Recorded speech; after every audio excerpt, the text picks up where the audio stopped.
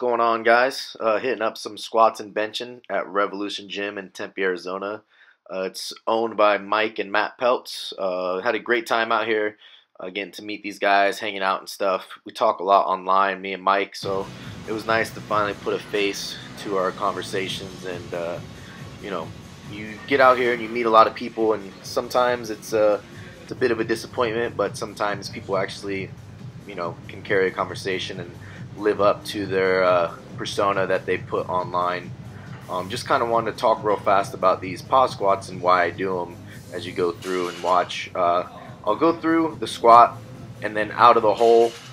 Typically when I miss a squat, I'll start to round forward a little bit. So I'll pause out of the hole about 2 or 3 inches, and you'll notice I do get kicked forward, and then I'll pause, and then being able to push out of that spot, that less than advantageous spot, by getting my hips back under the bar is just one of those things that's going to teach me over and over again to force myself to get into a better position throughout the squat and to be okay in that less than advantageous position, because I've been training it and I've worked through that sticking point enough times in training to know that I can stay tight and stay through it and grind it out. So doing those pauses there really allows me to focus on bringing my hips back under the bar if I do get pitched forward, and it also takes away some of that hesitation of driving out of the hole because you're worried about getting pitched forward. So adding those in has been a real help to my squats as far as staying more upright and staying in a better position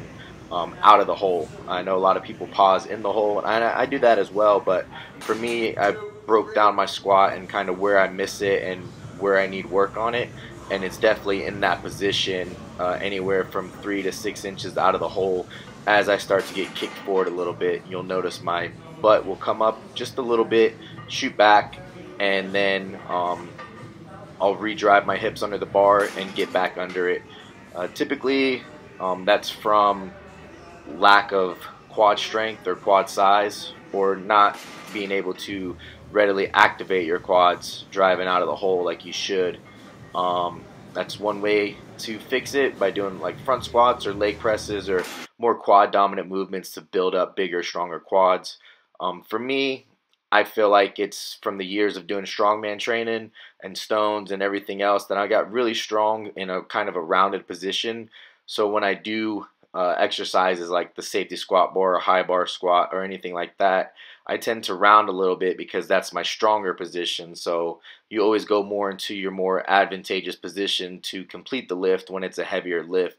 So just working on fixing that and making it look a little bit technique-wise a little bit prettier will help in the long run, from getting injured, and to just set the right motor pattern for the squat, which is mostly why I do the training that I do at sub-maximal weights a lot of times, is to create a better motor pattern and to do it in such a way that your body gets used to it over and over again. So when the weights do start to get heavy, you don't really have to think about it as much. It just kind of happens because you've done it so many times in training.